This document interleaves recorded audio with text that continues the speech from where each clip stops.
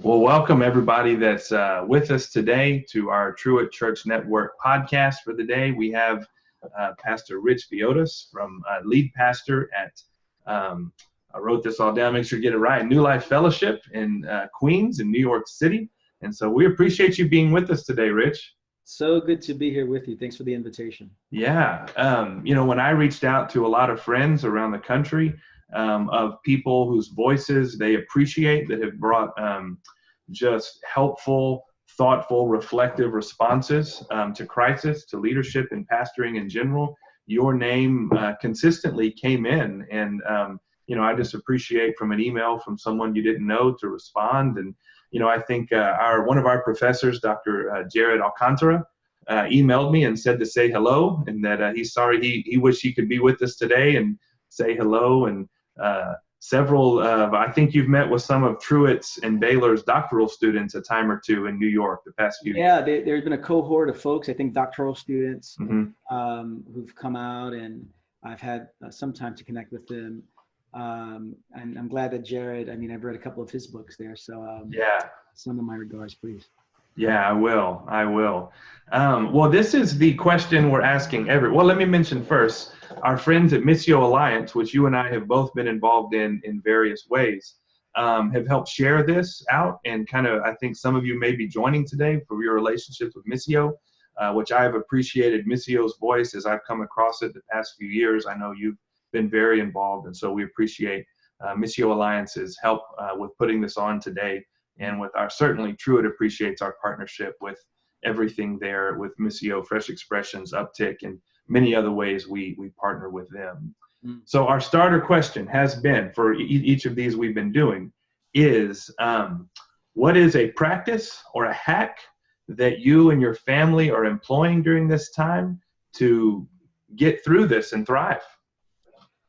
I think for us as a family, we've tried to pay more attention to games these days, whether it's board games, whether it's these family video games you can play on the Nintendo Switch or whatever it is, or the PlayStation. So that's been actually a pretty nice way for us to pass some time and try to make sense of this new reality that we're in. So that's been pretty cool. And we have a night rhythm every night as we're going to bed, that we have a little dance party as well.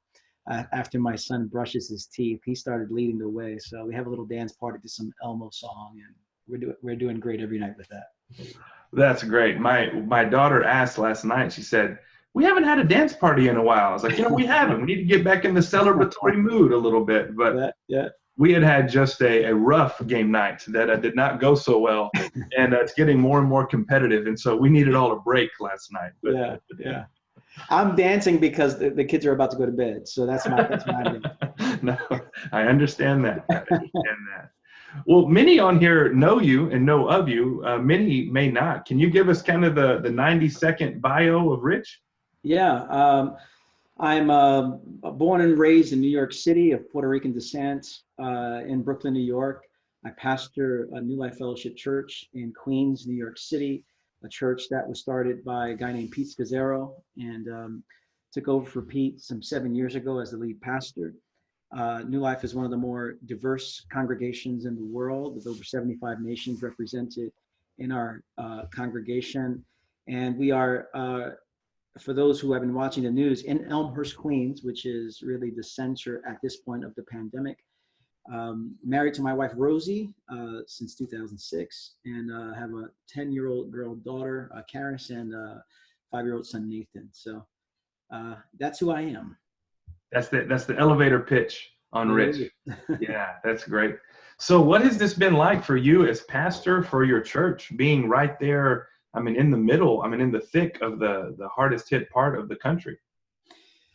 Well, on many levels, it's been very difficult because the names of people who have fallen ill or have died from COVID-19, they're not just statistics, they're names of people whose stories we know. And so in the congregation I lead right now, I'm aware of over 30 people who have COVID. I'm aware of family members of maybe 8 family members of congregants who have died. We had our first congregational death last week from an 83-year-old man who was part of our congregation for many years. And so, we watched the news, and many folks around the country see the statistics. For us, it's names, it's first names and last names and stories. So, and we're about a mile where I'm at right now in Queens. I'm 2 miles from Elmhurst Hospital. Our congregation is 1 mile from Elmhurst Hospital.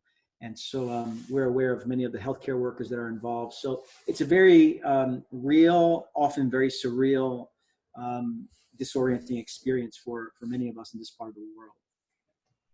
Yeah, and that's I think for many it moved fairly quickly from an issue, from statistics, from something out there to our backdoor neighbor. There's been 3 cases, and the grandfather there passed away. He had been visiting from Ecuador. And even in Waco, Texas, which isn't exactly the population density of Queens, it's affected a lot of us, increasingly personal. Yeah. So our topic today that we are talking about, at least to get going with, is this rhythm of life. And I know you've talked a lot about that and are writing some about that. So to kind of halfway pivot, you're doing these things a lot. You're leading some things from Missio. You're pastoring a church. You're helping with homeschool. I think I saw on Facebook that you were working on some badminton skills yesterday in the backyard. You have a lot going and on your plate. How are you maintaining a healthy rhythm of life right now? To use a New Life phrase, the emotionally healthy spirituality as a leader right now. Yeah. Well, I mean, to be honest, there are good days, and then there are not so good days. And so from the onset, I don't want to like romanticize or idealize a particular rhythm. There are good days and there's bad days, but I think for the most part, I've been able to live at a pretty centered space. And I think the congregation that I pastor, the culture there has been a significant reason as to why I think I've been living okay. Now, I think, how am I doing it? Well, I think first and foremost, my family and I, we take the Sabbath seriously. And so 6 p.m. on every Friday, we stop our work. And in a given week, I'm making a lot of phone calls to folks who are ill or folks who have lost someone, staff members, and pastoral calls, and preparing sermons and interviews like this here. But when the Sabbath comes at 6 p.m. on Friday night, the work stops. And it's something we've been doing for 12 years, a spiritual practice that I've been doing for 12 years. And so 6 p.m. comes, no more emails, no more phone calls, no more sermon preparation. The task is to be present to God, present to my family, present to myself. And so I think that's one important aspect of it. Henry Nouwen said that we need 2 ministries. We need a ministry of presence, and we need a ministry of absence. And I think what's interesting, in the first few weeks of the pandemic, at least in this country, and when churches started hearing we're going to have to shelter in place and we can't gather any longer, I think pastors and leaders had to make a significant and very quick shift into embracing a new reality. And we did. For the first week, we were, okay, we can't meet at church anymore. What's our technological setup? How are we going to get in contact with people? What small groups are we going to build? And so for the first 2 weeks, it was warranted to have a particular pace of life that reflected the particular challenges that were coming before us. The challenge, though, is as the weeks have gone on, it's often difficult for pastors to shift down a little bit. And so the first 2 weeks that marked frenetic, frenzied, we have to get something going. The challenge is for many pastors, and I'm aware of many pastors, that are continue that pace some 4 or 5 weeks later and is not sustainable. And so I think the Sabbath for me is one important aspect. It's really the centerpiece of why I think I've been able to live with a decent sense of rhythm. I'd also mention 2 other things. One is I have limited just meetings that I typically have in a given week. We have scaled those down. There is this mental fatigue by meeting via computer all the time, meeting in Zoom. And so we realized that in the first 2 weeks, I was so exhausted that I thought I can't keep up at this pace.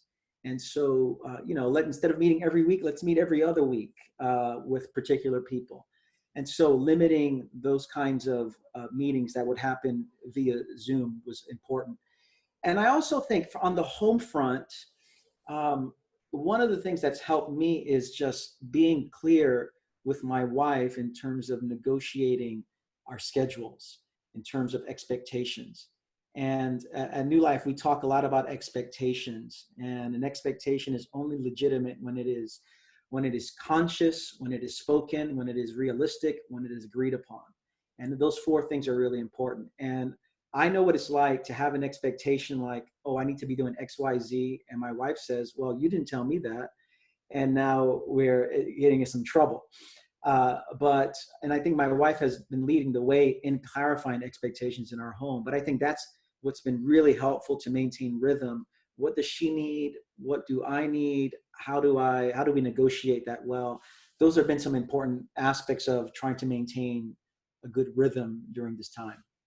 And I'm sure that goes for pastors and churches too, as we have some shifted expectations in many different ways. Some new things pastors may need to be doing, but also much more freedom and new home expectations as well. That clarifying and setting and communicating seems very helpful. Yeah, very helpful. I did my doctoral work on Sabbath for clergy, and so did my whole project on that and written on that,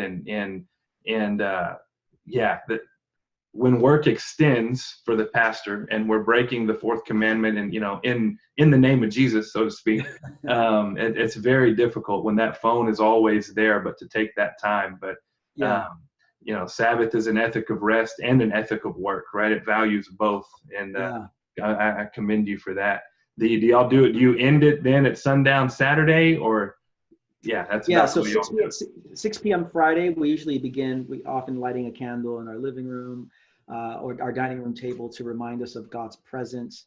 And then, it's usually around 6 p.m. or so where we end on Saturday. So it's a 24-hour time period of stopping, resting, delighting, and contemplating. So do you think that, I've heard some talk about this, that spiritual disciplines, healthy rhythms, healthy habits may be different in crisis than what is required of us, or what works, for lack of a better word, for us in peacetime, in kind of normal rhythms. Have you experienced that? Has there been anything that you said, this was working for me before, it doesn't really work now in this situation, and there's a new practice, something new to help me be in rhythm while we're in crisis? Yeah, I think what crisis does in terms of spiritual practices in this way is I think it sifts out what is most important for the moment. And I think for those listening and watching, for some of us, we probably had 2 or 3 spiritual practices or disciplines that kind of got us through a particular week, and we find ourselves not having the margin, the time, the energy, because there's so much distraction, so much pressure coming at us in different ways now. And so I do think, first of all, you need to give yourself a lot of grace and a lot of mercy, because we're all learning together how to navigate through this pandemic. But I do think what happens is there is a stripping away to what is most essential. And in my own life, what has been most essential in terms of my own spiritual practices and discipline has been silent prayer. That's been like, if I'm going to choose one thing that's going to keep me grounded in this moment, it is silent, reflective prayer. And in a given day, that might mean 5 minutes, 10 minutes, but I don't have the same capacity and the margin and the time, because of everything that's coming at me right now, to do all the other things. Yeah. But I do think that crisis sifts some things out, and really what's most essential in that moment, I think, should be pursued. And sometimes it's just that one thing. So I have definitely experienced that. That's helpful. I'm reading a book on leadership and spiritual direction right now by an Episcopal priest named Gil Stafford in Arizona. And so much of it is about the role of silence in leadership.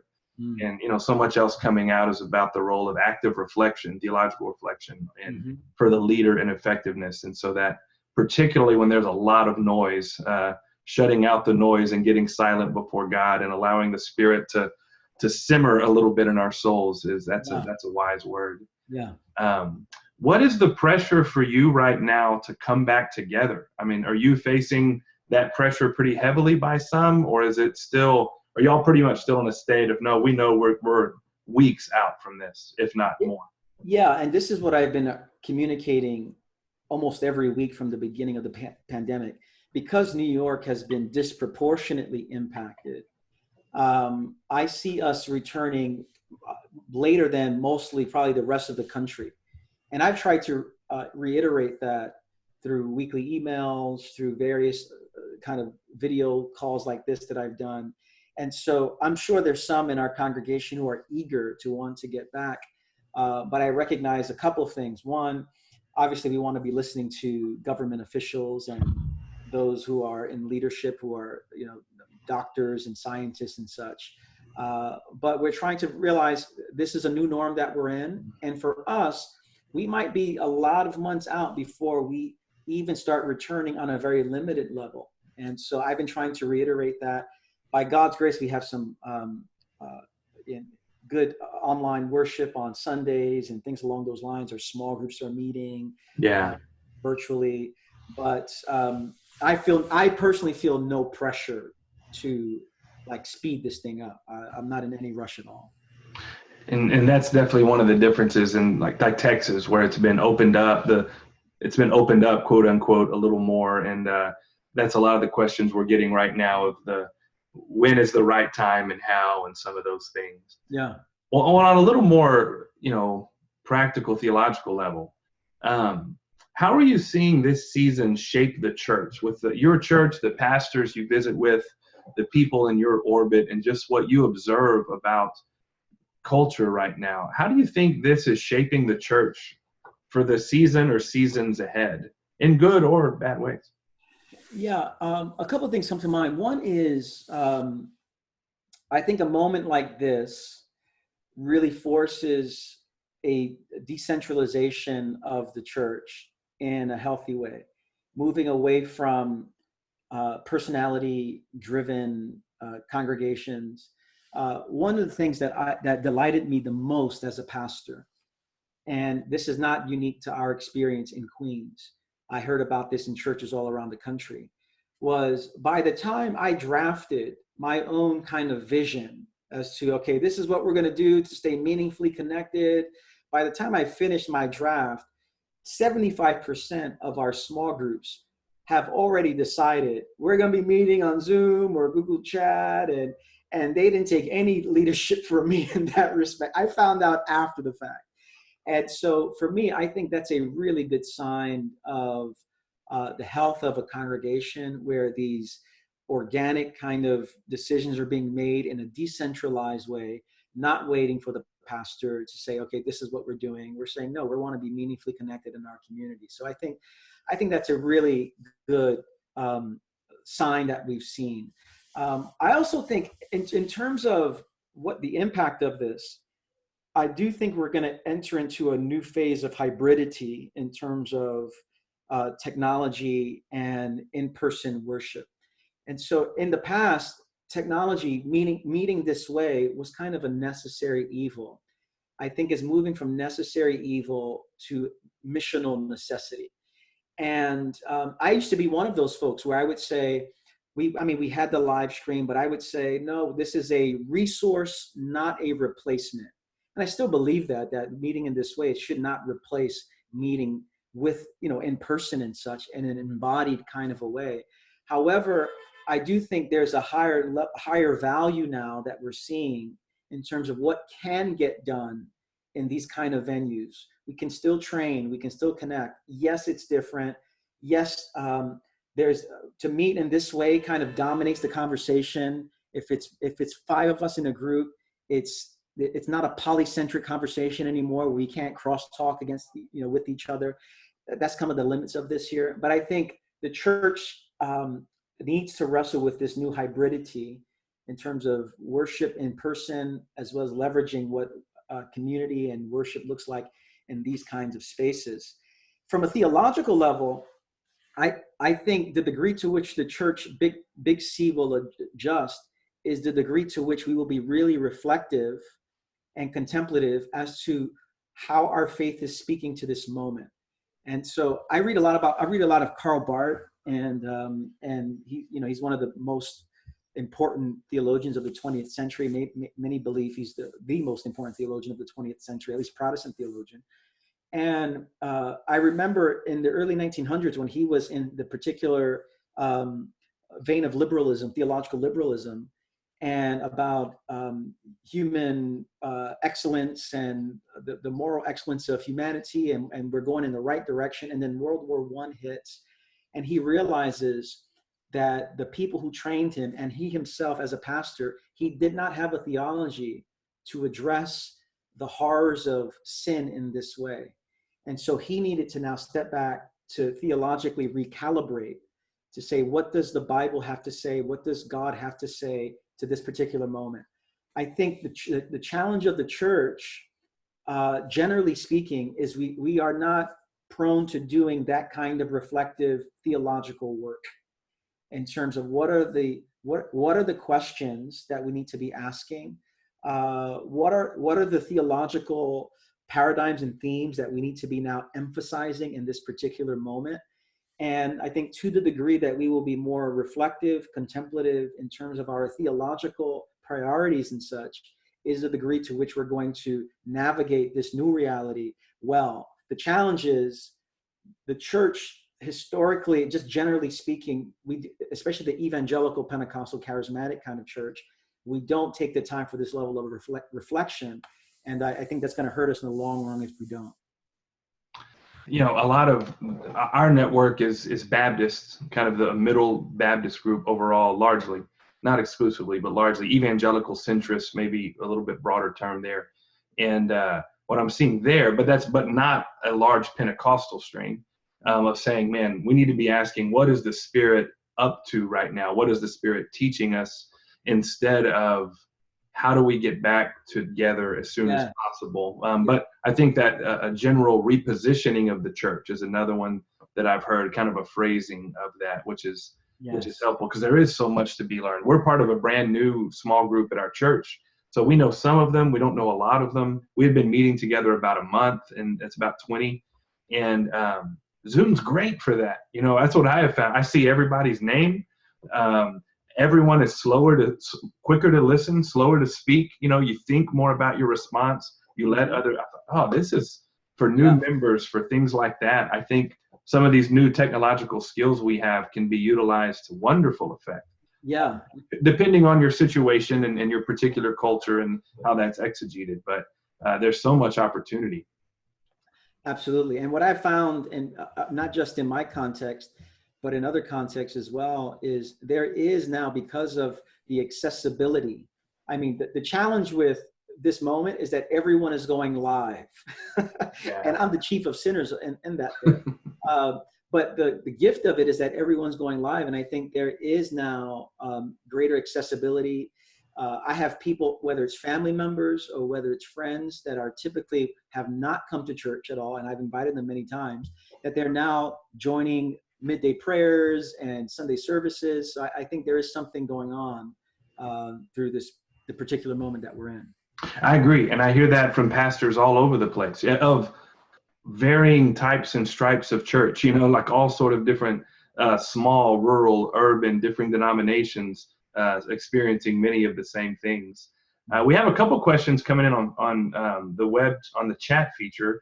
Feel free to ask others if you like to. Jorge Vasquez, who's a pastor in San Antonio, says he loves the idea of Sabbath. Would you mind elaborating a bit more on how you and your family have experienced this discipline? He's a family of 7, including himself, and is trying to imagine that. Yeah. Well, God bless you, Jorge. 7. I mean, I come from a family of 7, and so I know what it's like to have a packed house. We're a family of 4 here. Well, very simply, but of course, I'm going to oversimplify here, but I think the Sabbath is really about a couple of things. You're asking yourself 2 questions. What will I stop doing, and what will I start doing? And in terms of stopping, it's ideally stopping your paid work and unpaid work to whatever degree you can. And by that, I mean finances, grocery shopping. I mean, and so preparing for the Sabbath is an important element of actually keeping the Sabbath in a healthy kind of a way.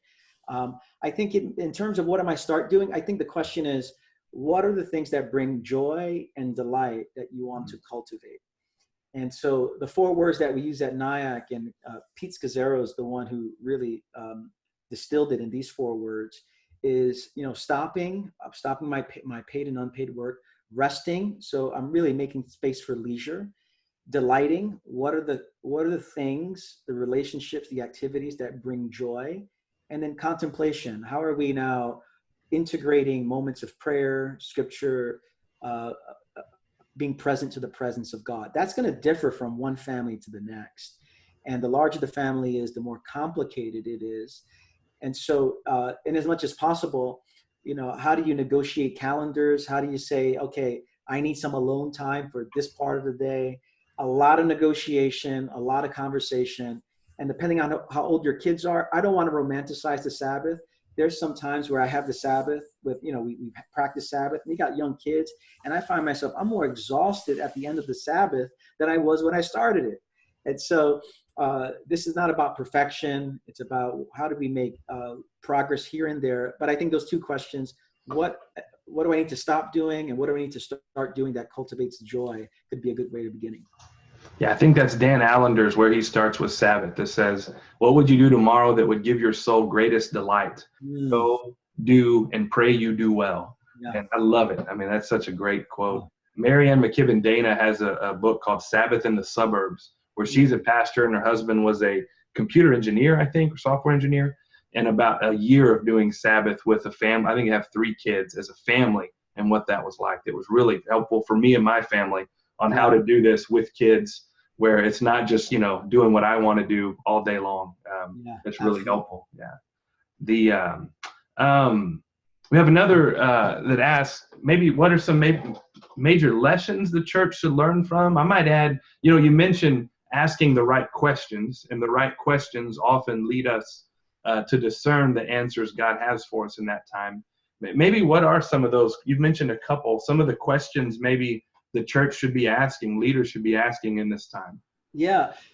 I think the questions have to really come out of not just our own detached theological evaluations and such, but I think these are deeply local, contextual, and it's coming out of the life of the church. And so to ask the right questions, I think we have to pass through well, and I think we have to be on the ground with people. And so one of the large questions is, what at this point in this particular season of life that we're experiencing, what are the particular challenges, questions, where are the moments of anxiety that's coming up in people? I know one question that the church often does not a good job with is, or an aspect of faith is, how do we help people process grief in this moment? And that in itself is a massive component of spiritual formation, worship, the songs that we sing, the messages we preach, the things we tweet. And I led a midday prayer this morning along the lines of grief. And it was just interesting that a lot of folks were commenting that this was the first time in a couple of months that they have actually paused to identify, these are the losses that have come my way that I'm grieving. And so think about that. Many weeks have gone by and folks have not for a moment addressed the loss and the grief. I think that's a significant spiritual formation, theological issue. And it is questions like that that the church needs to be asking, that flows really from the life of the community.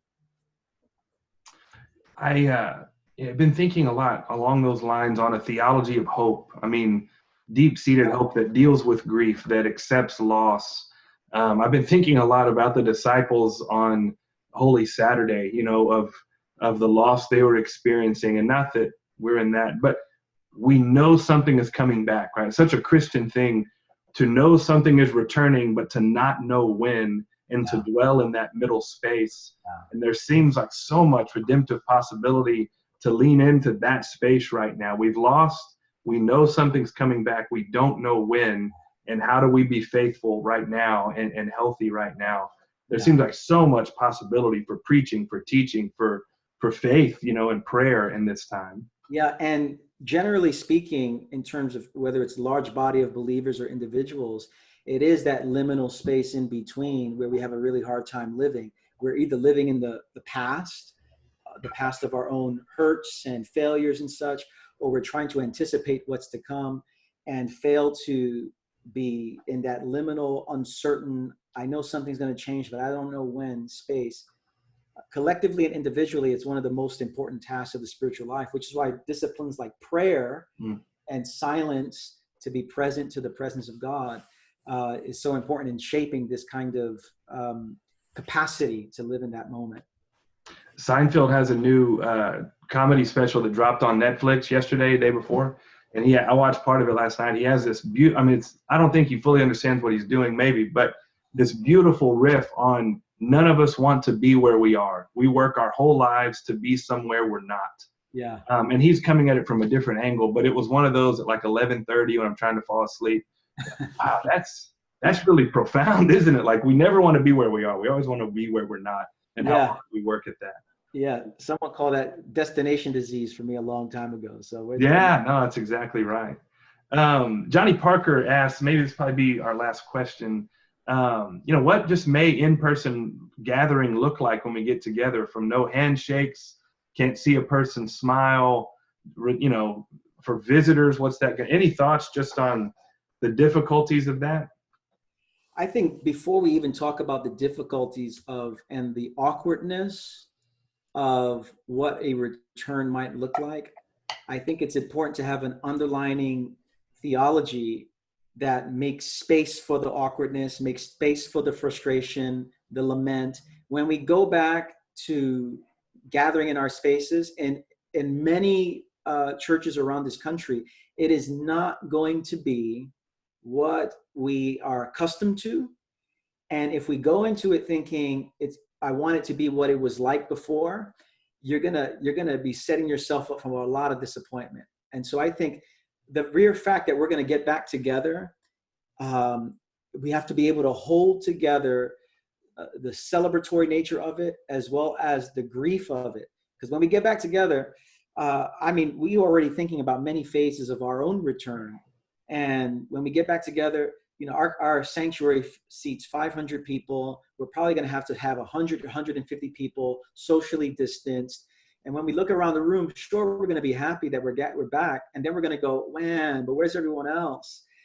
And so I think we have to go into it thinking, this is not going to be what we wanted it to be. So I think that's the underlying emotional kind of spiritual backdrop that we have to hold on to. And then the particular things of, handshakes, and if we're in a room, if it's a smaller room, should we be singing with face masks on? And do people have to take their temperature as they're coming in? And do we hold off on kids ministry until we're at a particular phase? Do they sit in the room with us? Do we not have prayer time as we typically have, where we're at the end of a service? I have a list of questions that we are discerning through. And I think every church is different. And depending on the size of the church, you have to think differently as well. But I think it's going to be very different. And I think the sooner that we can normalize the awkwardness, the disappointment, the sense of loss and grief, as we are trying to get back to the new normal, which might take place in a year, 18 months, 24 months from now. But it's going to be very different. And there's a lot of questions to be answered. Yeah, that's helpful. Do you have a last word of encouragement or blessing to give the pastors and leaders and others with us today? Yeah, for pastors and leaders that are watching this, my go-to verse, and this is my go-to verse has been in Colossians 1, and this is some 6 years ago. 6 years ago, I had lymphatic tuberculosis of my lymph nodes. And it was a pretty emotionally dark season for me because I didn't find out what it was until a number of months. And when Paul says that Jesus Christ is before all things, and in him all things hold together, that's been my go-to pastoral leadership verse. And I think that's the verse that we need to be reminded of, that Christ is before all things, and in him all things hold together. And so, yes, I want to do my pastor work well. I want to be thinking, I want to be prudent, I want to strategize, I want to discern well. But at the end of the day, Christ is holding this thing together. He's the one building the church. And because he's holding it together, I don't have to in inappropriate ways. And so for the pastor who is exhausted and realizes this is the pace that I can't continue at this pace, you probably can't. But Christ is before all things, and he's holding all things together. So keep a Sabbath, give yourself lots of grace and peace, spend time with your family. I think that's the best message I can give. Rest, appropriate grace and peace for yourself, and know that Jesus Christ is before all things, and in him all things hold together. Rich, thank you for your time today and for sharing your thoughts with us. We really do appreciate it. And in the midst of a busy season, we really do. And I look forward to sometime we're in the same space grabbing a cup of coffee. That'd be great. Look forward to that when we could shake hands and do all that stuff there. One day soon. Soon All and right, very man. soon. Have a good day. Bye. Blessings to you.